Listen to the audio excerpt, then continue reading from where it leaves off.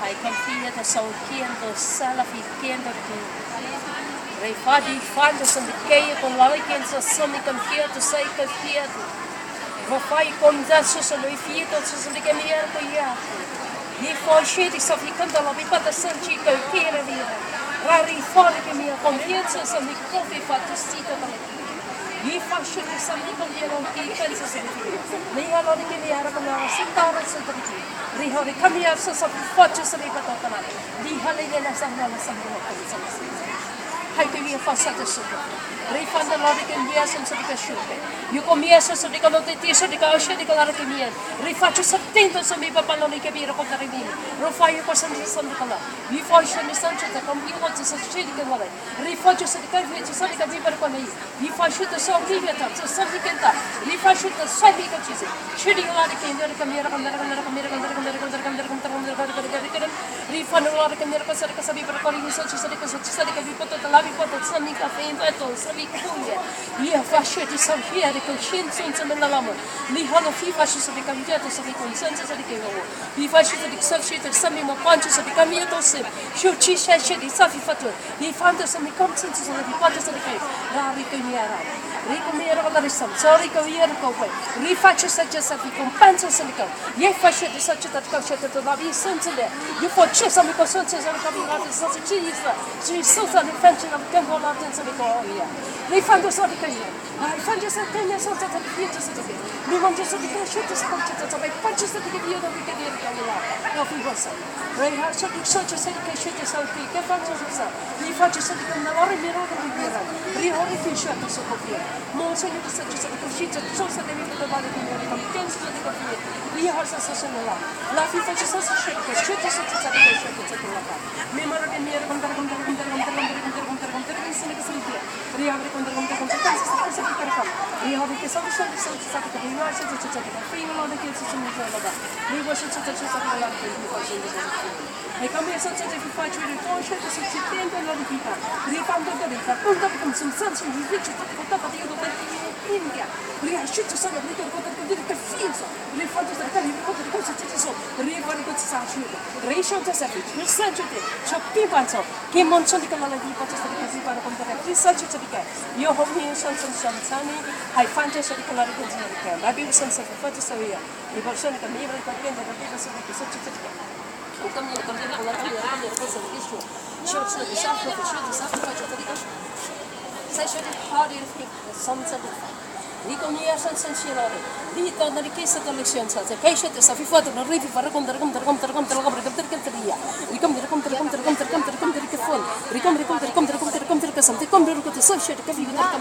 io faccio questa scelta per passo sempre con te sapere ma se si fa si c'è di cambiare senza che che si pensa sapere ciò sempre e che vi poi se c'è sta fi fatto vi come senza di che scelta che rihari sota e posso di coffee so soffitto sami che quando mi avvio senza se compie l'auto senza so che che io so se che la che io so se che dopo so che sa di salci che più ben giunta di che tiene rifa rosaggio se dico io come sa ci faccio che sa la pipata la camminata mi ho un senso se che per comprare scimze ci fai passare se mi fate sa ci te se la hai meno come da che sono sancio di che fiuto sa perché c'è di sotto da che c'è da sono viva la che mi era come da che ridere sa fa mi conosce se tu sai faccio se che mi ponce se che mi cambia senza di che da che sa hai ricordo che da che faccio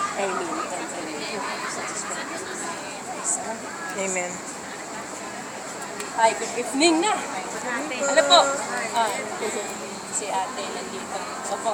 Maraming salamat po sa inyong lahat sa pagdalo ngayon. Kayo po ay kakonti lamang. 1, 2, 3, 4, 5, 6, 7, 8. 8 tayong lahat ngayon. Hilingin natin kay Lord. Yung ating Panginoon sa Kristo kung ano po yun ang ating mga kailangan, itutulog natin sa Kanya at siya lamang po ang makapagbigay ng kalutasan sa ating mga problema at kung ano man po yun ang ating kahilingan sa mga oras na ito na ipagkaloob sa atin ng ating Panginoon sa Kristo ang ating katagumpayan. Lahat ng problema natin sa katawan, kalusugan at saka financial, naway magkakaroon ng pamamaraan kung paano natin mas malulutas ang ating mga problema. Even doon na hindi natin makukuha ng biglaan, as long nandiyan na magandang pag-process at mga kamtam natin at masusolve natin ng lubos-lubusan ang lahat ng mga Amen. ating mga needs sa buhay, ang ating pamilya, magkaroon ng magandang komunikasyon. Pangalawa, ang ating mga amo, magkakaroon ng magandang komunikasyon. Nanaway ang ating mga amo na kahit paman sa pamagitan ng ating sitwasyon sa buhay, ang ating obligasyon na may maintindihan niya ang lahat, na hindi masyadong demanding. Ang kilam po, mas lalo na sa akin, na sa sitwasyon namin ng aking amo, panahon na siguro na talagang hindi na ako pipirma.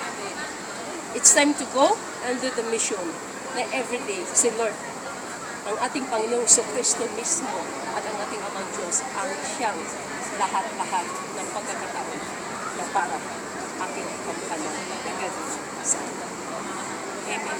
Amen. Masakit man sa akin na iiwanan ko ang lugar na Hong Kong. Pero oras na siguro na gampanan ko na ito sa Pilipinas. Wala akong ibang iniling kay Lord na kahit pa man po kung ano mang obligasyon ko sa aking mga anak, ay maipagpatuloy ko pa rin kahit wala noon naging amo na magbibigay ng pera sa akin upang sustentuhan ko ang aking. Wala nang iba kundi ang ating Panginoong Kristo mismo ang ating amo sa kabila ng lahat. Naway, kung ano man po yung kahilingan ni Ate Beth na kanyang gustong kamtamin, naway ipagkaloob ni Lord ng ating Panginoong Kristo ang tamang halaga na maibalik sa Kanya. Amen. At naway yung tao man, kung iyon ay talagang involved doon sa mga pangyayari, nandoon po ang paghukom ng ating Panginoong Kristo sa tao na yun dahil sa ginagawa niyang kalokohan. At naway yung maglalakad doon sa Philippine Consulate Chida ay utusan ng ating Panginoong Kristo na siya mismo magdikta sa lahat ng dahil. Amen. At praise the Lord, naway si Ate Lina, ang kanyang salamin is very important po yun, nabasag po kanina after ng misa, nawa po ang kanyang amo ay susuporta sa kanya upang mapalitan ng bago ang kanyang reading glasses. Amen.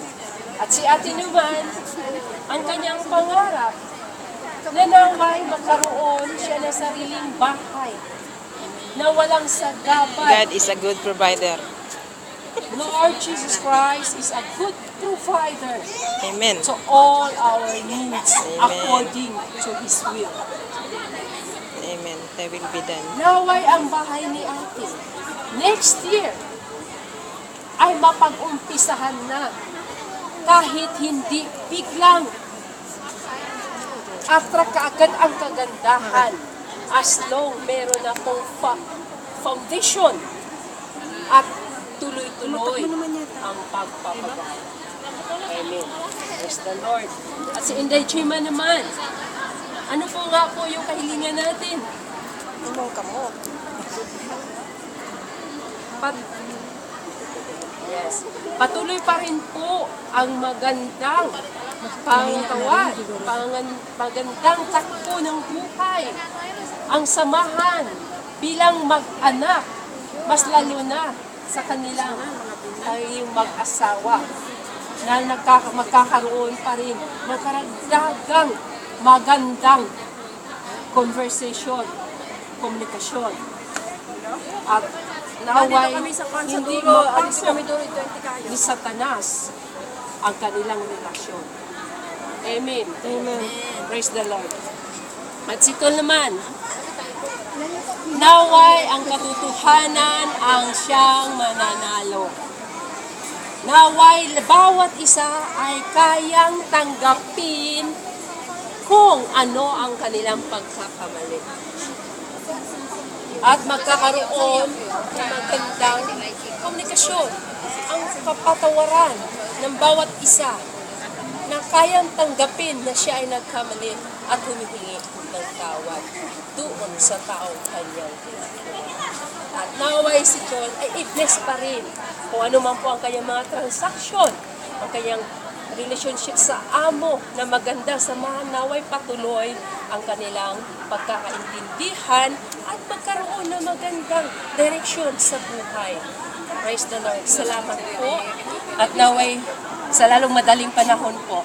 At si ate naman, ang kanyang problema ay ang kanyang balakang. Good health, naway mapasa kanya, kalutasan ng kanyang problema. Nagbuwabagabag dyan sa kanyang isipan. Naway magkakaroon din po ng solusyon.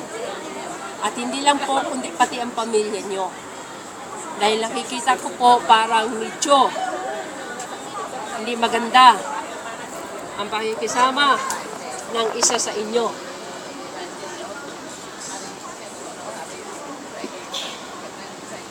Salamat po. Si Sister Josephine, naway maging professional ang kanyang pagbibideo. Meron pa. Amen. Sulbad lang At problema. patuloy pa rin ang kanyang kagandahan. Hindi lang yun. Hindi Marami lang po yun sa personal appearance, kundi pati ang kagandahan ng kanyang puso. Salamat po. Naway patuloy pa rin. Nandun yung lahat ng pakumbaba at nandun ninyong pag-iinit minsan dahil malapit na minupusan. Layo ako. Praise the Lord. At iniling ko rin na naway yung kanyang asawa Amen. ay patuloy na rin po ang paggaling ng kanyang sakit. At nawa naman na bigyan din ng pagpapahalaga doon sa pagpapagamot niya na hindi abusuhin ang kanyang katawan. Even though na siya ay maganda na ang kanyang pakiramdam at malakas na siya, naway hindi niya aabusuhin. Praise the Lord. At ang anak nito, na talaga siya mag-graduate ako sa Salaman University next year, naway ipagkaloob ang magandang relationship bawat isa at magkakaroon po ng trabaho kaagad. Ang kanyang pangalawa, nandun din po. Maraming salamat Patuloy po. pa rin magiging mabait. Amen. Lahat tayong papalain. Ang kanyang mga anak, permanent good health, kanyang mga apo, at si Dong, malapit na rin. Mario Del.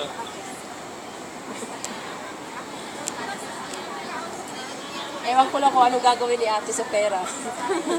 Salamat po. Amen. At si Ate Lina naman, gusto pa rin niyang pipirma. Amen. Eh, yung mga apo niya, gusto niya yapusin, ayaw niya.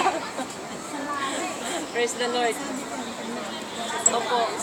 Kung tayo naman kasi pag laging totoo talaga sa ating pagsiservisyo sa ating mahal na Diyos, is talagang totoo rin siya. Amen. Huwag lang po kayo mabahala kung ano man ang kinabukasan. Ang pinaka-importante, ang magandang relationship natin sa ating Panginoon sa Kristo. Praise the Lord. Sa ating Amen. mahal na Diyos. Praise the Lord. Salamat po. Ito yung ating miminsay ngayon sa Kabanata Matthew 6:24. Nabilisan na lang po. 24 hanggang 36. Sinasabi, sa karian ito ng iyong puso. Walang makapagsisilbi sa dalawang amo. Lahat bang kaya na natin sabihan? Palagay natin, tatagili. May isang mabigat, may isang magaan. Po ba? Ang hirap po magsasabayan eh. Siguradong kamuhian ang isa at mamahalin naman ang isa pa o magiging matapat sa una at mapabayaan ang pangalawa. Hindi kayo makapaglilingkod sa Diyos at sa pera. Pero karamihan na mga nagsiserbi bilang nakakataas sa reliyon na ginagawa nila ang pakipagrelasyon or ang mga salita ng Diyos ay kailang ginagamit, sinasabayan din po ng pera. Di po ba? Kailangan pa po ba na ikaw ay aking obligahin na magbigay ng ikapo buwan-buwan? Na may presyo? Hindi. Kailangan po ba yon? It's up to you kung gusto mong mag-offer ng From your pasasalamat dyan sa natanggap sa iyo buwan-buwan na biyaya sa buhay mo buwan-buwan o araw-araw o oras-oras na biyaya na natatanggap. It's up to you. Hindi kailangan na okupahin kita, obligahin kita upang magbigay. Pero mayroon talagang karamihan na nakalagay talaga yan sa rules and regulations dyan sa kanilang relihiyon na magbibigay ng 10% dyan sa income mo buwan-buwan.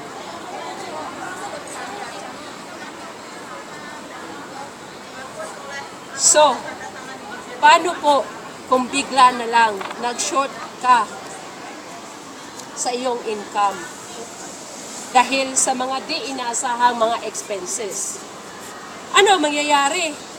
Pag hindi ka nakapagbigay, anong gagawin doon sa namumuno? Dahil hindi ka nakapagbigay ngayon, hadlang ang blessing sa iyo.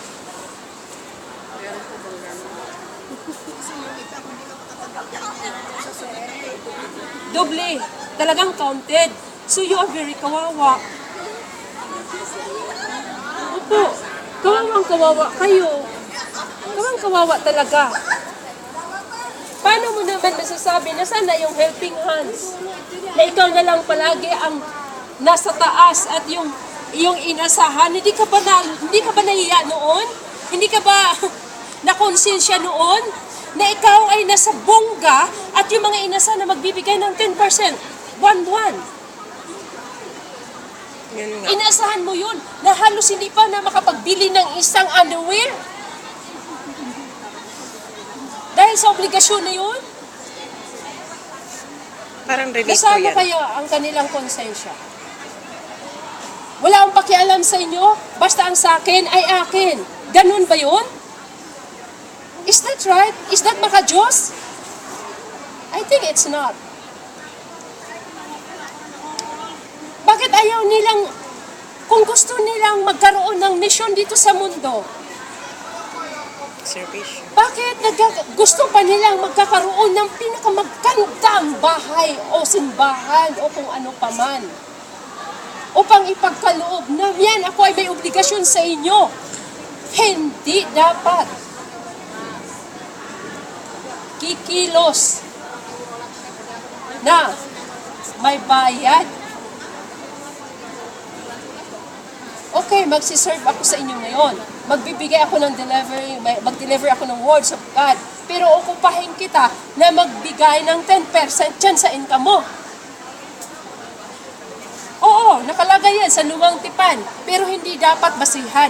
Dahil ang sitwasyon ay iyong pakinggan. Dahil ang sitwasyon ay inyong ifa-found out kung yan ba ay dapat o hindi. Oo, ako, gumagawa ko ng mission. It's up to you kung magbigay ka o hindi. Basta ako, tapos ako sa iyo. Hindi ko na kasalanan kung ayaw magbigay. Ang pinaka-importante ngayon, sa nakatayo kayo ngayon, you're still alive. Huminga pa rin kayo, busog pa rin kayo, hindi kayo nagugutom. Yun ang pinakamalaga. Bawat oras, kung ano ang iyong sitwasyon, iyong pasasalamatan. Kung marunong ka pang magpasalamat, marunong ka pang kumikilates, kung ano yan, you're still thankful to our Lord Jesus Christ, to our God, the Father. Amen. Because Thank you, you're Lord. still alive. Praise the Lord. Yun ang pinakamalaga.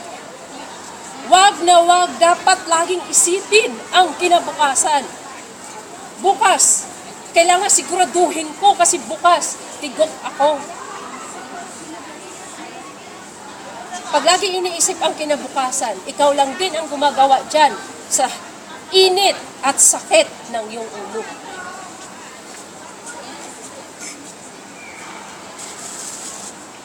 Kaya sinasabi ko sa inyo, huwag mag-alala sa kakanin at iinumin para sa inyong buhay o sa idadamit para sa inyong katawan.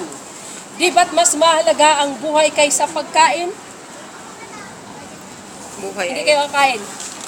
Wala nang buhay.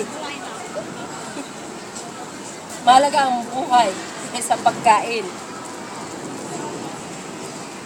So ngayon, ibig sabihin doon, alagaan mo ang iyong pakipagrelasyon sa Diyos upang bibigyan ka ng sapat na pagkain sa araw-araw.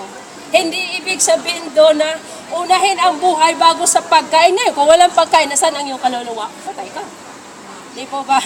Hindi ko ibig sabihin intindihin doon. Okay? Ganun po yun. At ang katawan kaysa damit. Okay. Kailangan, mas mahalaga ang katawan kaysa damit. Nakuha niyo po? Okay, mahalaga itong katawan natin. Kasi, ito ang may buhay. Ang damit, may buhay ba? wala. Wala. So bakit ang iba sabi, hala sige, magsikap akong magtrabaho kung ano kasi bibili ako ng magandang damit.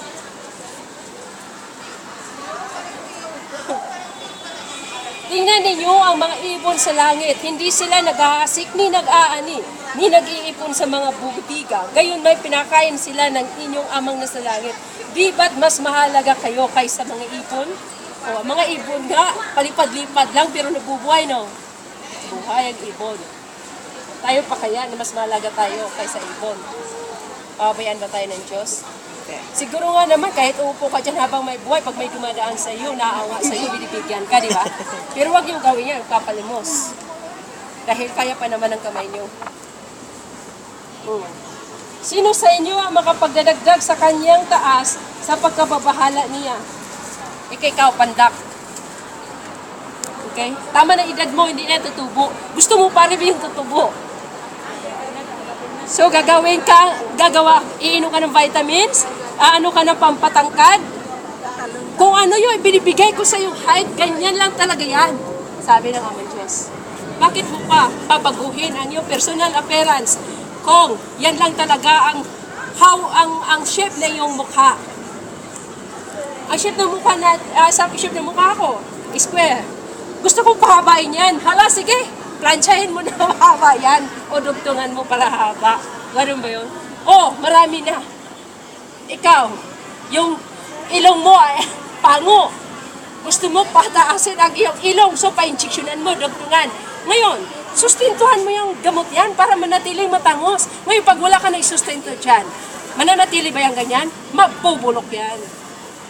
O, so wala tayong karapatan na i-renovate natin ang ating katawan. Tama na ang maligo.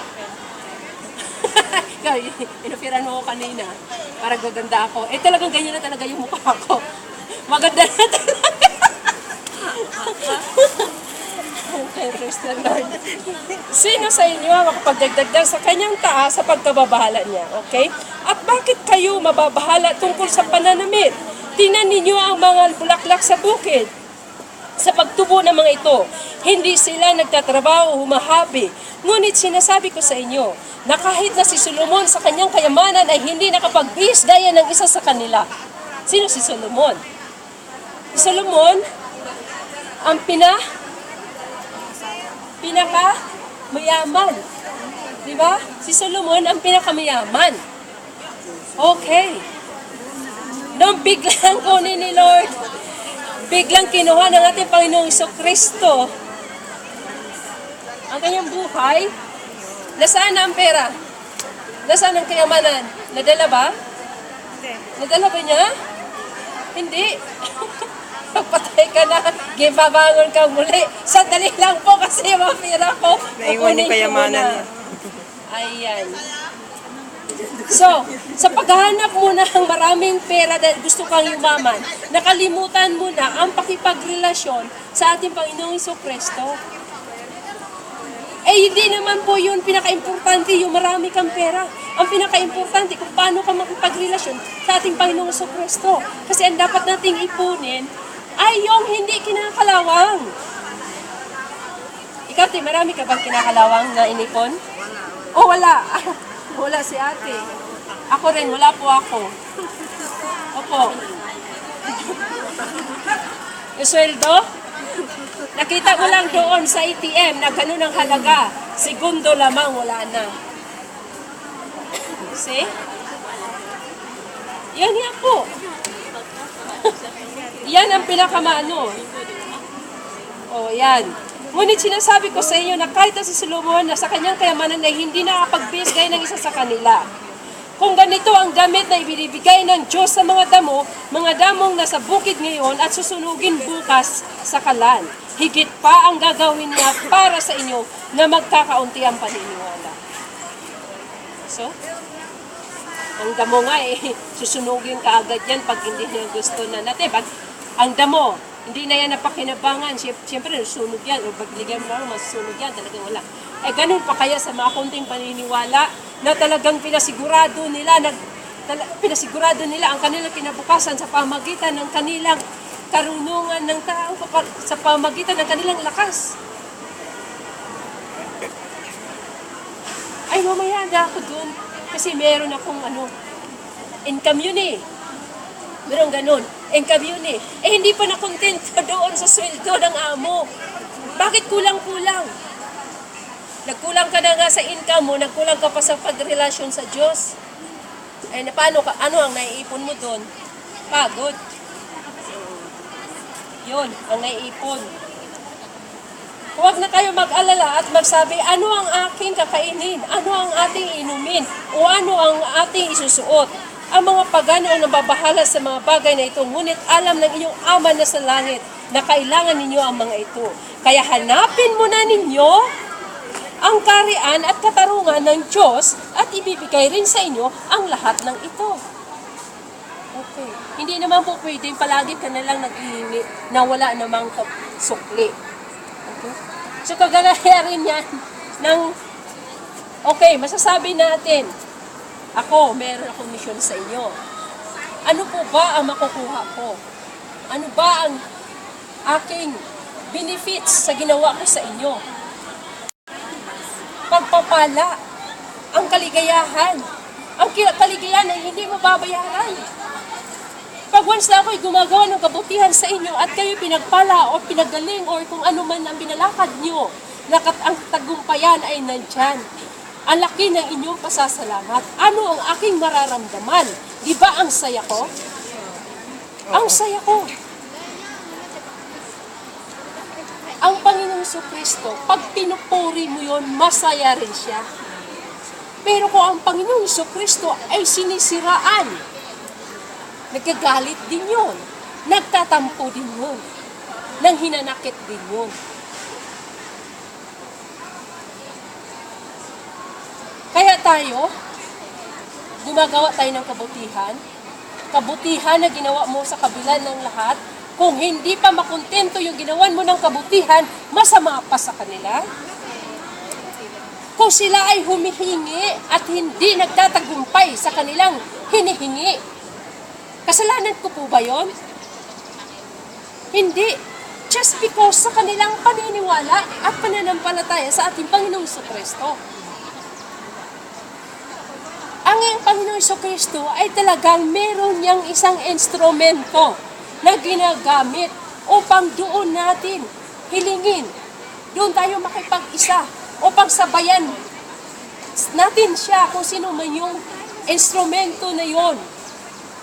Na kayong dalawa magkaisa upang hilingin natin sa ating Panginoong Jesucristo na tayo'y pagtatagumpayin. Hindi pwede na ikaw ay mayroon ng kapangyarihan na galing sa Diyos. Pagkaloob ko lahat sa iyo yan, na gawin mo yan, at ako'y maghihintay. Pag hindi ka nagtatagumpay, hindi na rin makukuha mo ang puso ko sa iyo. Ganun. So kagaya din yan sa ating Panginoong Jesucristo. Pag mayroon tayong hinihingi sa ating Panginoong Jesucristo at hindi pinagkaloob at hindi binigay kaagad, ang daming hinanakit. Bakit po? Ano bang hadlang? Ay, ayoko na. Mas mabuti pa, doon na lang ako. Mabilis ang rescue. So karamihan, nandoon sa panig ni Satanas. Kasi sa Satanas, konting click lang, ibibigay kaagad yung kahilingan. Pero ang ating Panginoong Kristo, hindi lang ang iyong needs na pera ang ibibigay kaagad yun, kundi pati ang puso mo ang tinitingnan mo na sa ating Panginoong Kristo bago ipagkaloob ko sa iyo ang pagpapala. Amen. Ganun yun. Dahil alam niyo po ba, pag ang iyong puso ay nasa maganda ng holma, kahit ano pa mang hilingin niyo oras-oras, kung anong klase man yun, talagang ipagkaloob yan sa iyo ng ating Panginoong Kristo na hindi ka masasaktan. Praise the Lord. Kung hindi man yan maibigay kaagad, nandyan ang inyong pasensya. Nandyan ang inyong paghihintay. Dahil alam natin na ibibigay talaga yan ng ating Panginoong Kristo sa tamang panahon. Pero karamihan, kung ang si Satanas ang sinusunod, talaga pag hindi pag humingi yan sa ating Panginoong Kristo, ang akala nila, ang Panginoong Kristo ang kanilang sinasanto, ay hindi, si Satanas ang kanilang sinasanto dahil nagre-rescue kaagad. Oo, si Satanas, ang bilis mag-rescue dahil ayaw niya mawawala ang kanyang mga alipin. So ang mga taong makitid ang pag-iisip, ang mga taong makitid ang pananampalataya, sasabihin nila na ang Diyos mismo ang sa kanila. Pero tingnan nyo ang puso nila, kilatasin nyo ang buong puso niya. Yan ba ay sa Diyos o kay Satanas?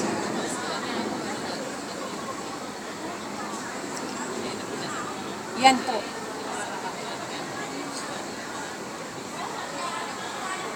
Anong oras na? 6 exactly. Si ate matutulog na gabi na eh.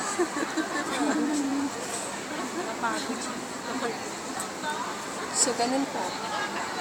Kawa rin, wala akong tinatamaan. Na talagang hindi pwedeng lahat na lang gagamitan natin ang ating lakas upang magkakaroon ng katagumpayan.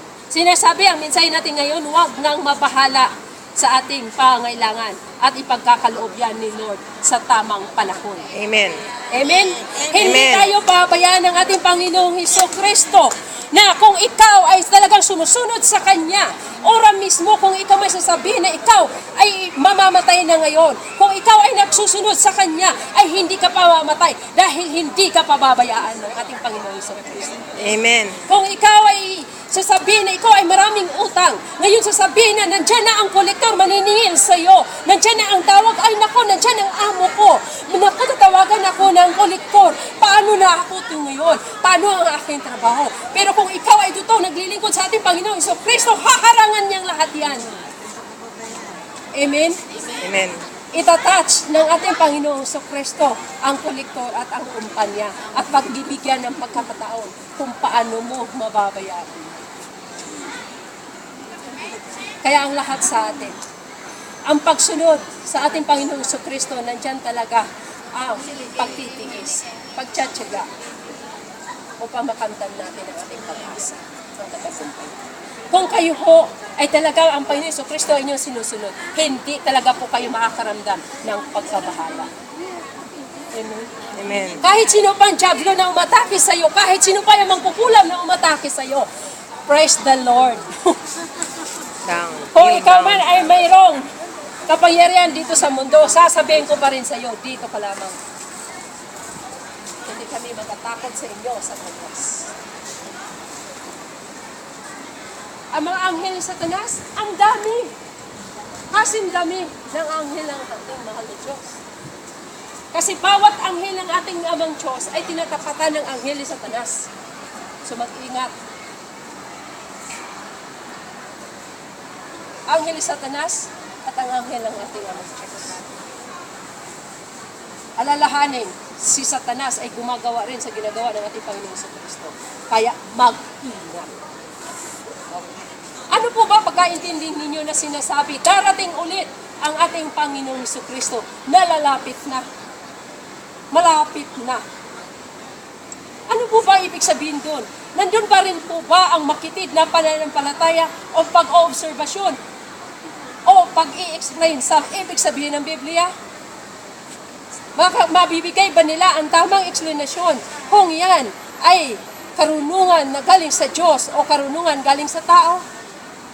Sa mga unang panahon, ang Panginoong Jesucristo ay dumating dito sa mundo. Marami bang naniniwala? Kakunti. Marami pa rin, marami ang naniniwala, pero mas marami ang hindi naniniwala. Dahil kung naniniwala ang lahat-lahat, ipapahamak po ba ang ating Panginoong Jesucristo? Hindi.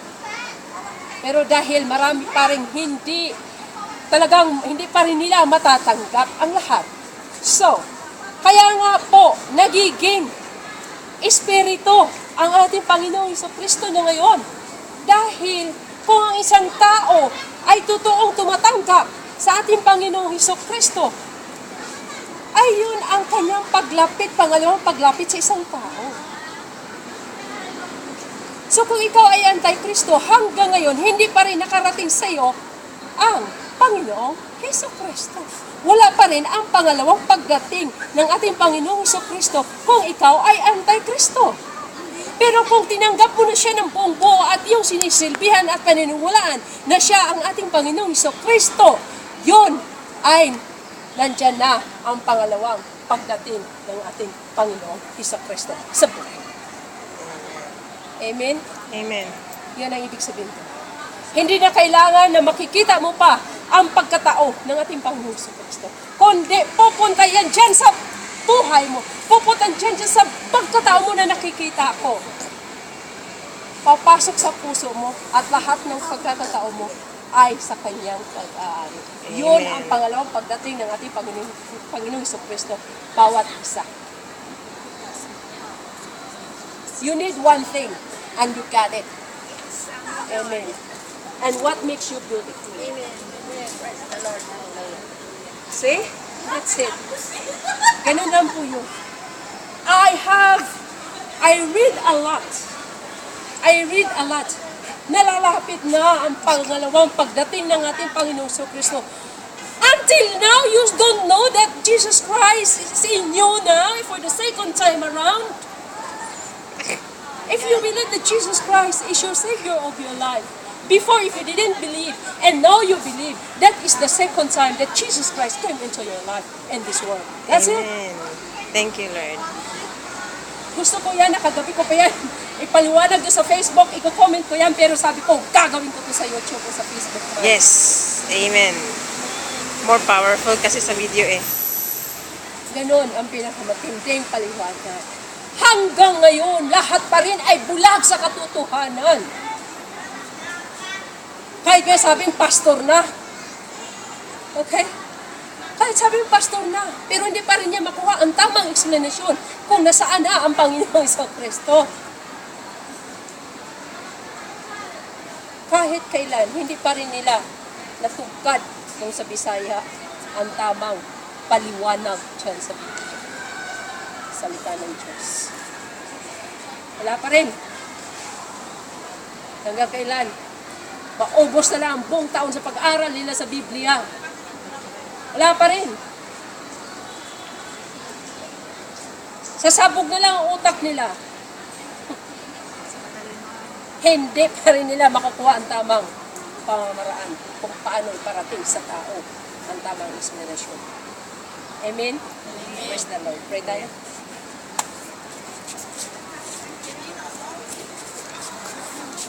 Doon tayo sa kabila, iba? Abot ba? Doon. Abot ba? Sige. Okay. Sa panghawak nyo yan, kailangan meron kayong wish na super ano talaga. Okay? Ifanda son con camira tar kan jalo kan mira con tari sari sabi pero con dala rikan dar con so shipi ba shari ko sa sabi pero con dala kan con dala revir com ari kan mira con tari con dala de bir con so shiri ko sabi pero con la kan sa sabi fa do so de samson sa fipan re har kan mira ka sa so de kan reson shani fa do di rikan der ko sa shiri ko sabi pero sa ko so shiri ka fifa do pipan do so mi ka to si to li ha fifa che se kan je sa de fifa kan da hari kan der kan dala kan sa ko panchi. Amen. Yes, Lord, salamat po.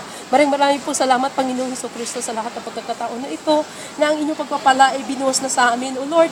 At inyong ginagampanan niyo po, O Diyos, na mga tao na aming kakailanganin, na tumulong sa amin, O Diyos, ay inyong nang hinipo. At hinihintay naman po namin, Panginoon, na lahat po ng mga tao na nalaging nandito sa amin ngayon, O Diyos, nawa po'y Panginoon, ipuin niyo po sila upang magbalik loob at makilala nila, O Diyos, ang tunay na pananampalataya at samahan patungo sa iyo. Ama kong Diyos, hiniling ko rin po sa inyo, nabindisyonan niyo po ang lahat na nandito, lahat ng kanilang pangangailangan ay inyo po tugunin, at huwag niyo pong hayaan na mapahamak, O Diyos. Pagkalooban niyo po sila ng mga biyaya, karunungan na galing sa iyo. Ama kong Diyos, salamat po sa lahat na kahit po paano kakonti lamang po kami, pero naituloy pa rin po namin ang aming ministering, ang aming gawain. Ama, huwag niyo pong hayaan na mayroon pa pong hadlang sa amin upang ito'y matigil. Salamat po, Ama, sa buhay ni Ate Abiet. Salamat po, Ama, sa buhay ni Josephine, sa buhay ni Ate Lena, sa buhay ni Ate Lita.